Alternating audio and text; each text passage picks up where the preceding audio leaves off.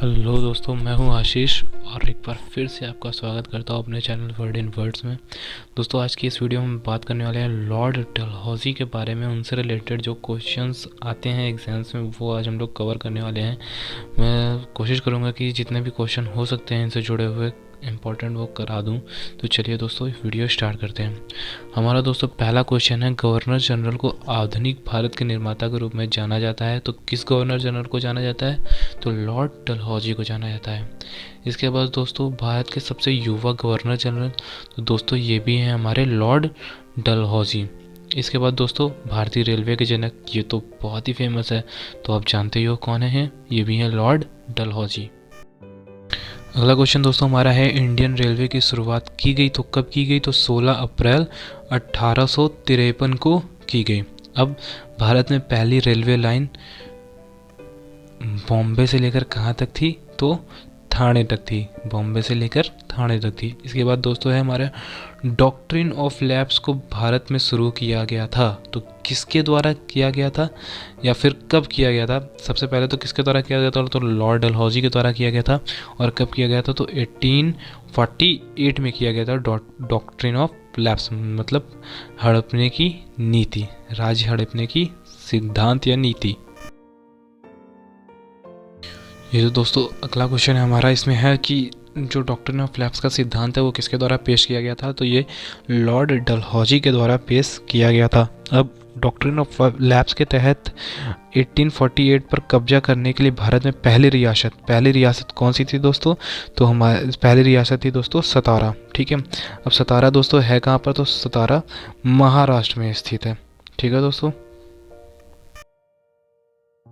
Next question है दोस्तों हमारा, भारत की अंतिम रियासत जिसे ब्रिटिश ने 1856 में डॉक्ट्रिन ऑफ लैब्स के तहत कब्जा कर लिया था, तो दोस्तों वो कौन सी थी? अवध। अवध जो वर्तमान का भाग है, ये किसका भाग है दोस्तों इस समय का? उत्तर प्रदेश का भाग है। ठीक है। गवर्नर जनरल जिन्होंने अधिकांश रियासतों को भारत में संलग्न किया, तो ऐसे जो गवर्नर जनरल कौन थे जिन्होंने अधिकांश भारतीय रियासतों को संलग्न कर दिया था ब्रिटिश साम्राज्य में? तो कौन थे वो? लॉर्ड डलहौजी थे। नेक्स्ट है दोस्तों हमारा, गवर्नर जनरल जिन्होंने भारत में पुरातत्व विभाग की शुरुआत की, तो किसने की दोस्तों? लॉर्ड डलहौजी ने ही की थी। ठीक है, पुरातत्व विभाग की।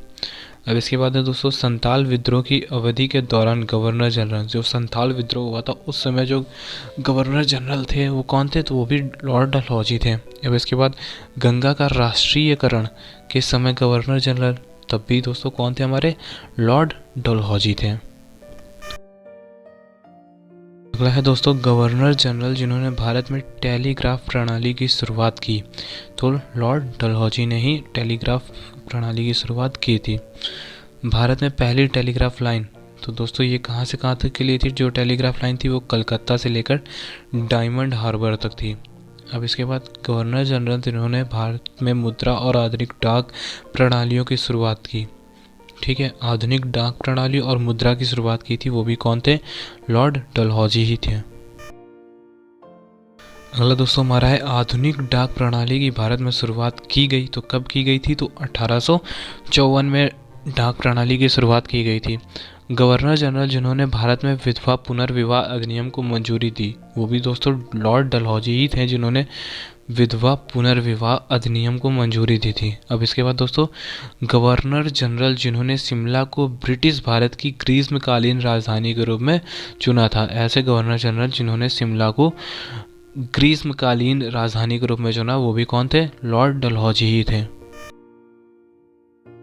अगला है दोस्तों, भारत में वायसराय का निवास स्थान, तो जो वायसराय का निवास स्थान है वो है विक्रेगल लॉज। उसे क्या बोलते हैं? विक्रेगल लॉज। और विक्रेगल लॉज का नया नाम, जो उसे अब हम लोग किस नाम से जानते हैं? तो उसे हम लोग बोलते हैं राष्ट्रपति निवास। ठीक है दोस्तों। तो दोस्तों ये थे हमारे लॉर्ड डलहौजी से जुड़े हुए कुछ इम्पोर्टेंट क्वेश्चंस। ठीक है, उम्मीद करता हूँ आपको पसंद आया होगा, और अगर पसंद आया तो दोस्तों वीडियो को एक थम्स अप ज़रूर दे दीजिएगा और चैनल को सब्सक्राइब कर दीजिएगा। मैं हूँ आशीष, आपको मिलूँगा फिर से इसी तरह के एक अच्छे से वीडियो में। तब तक के लिए अपना ख्याल रखिए।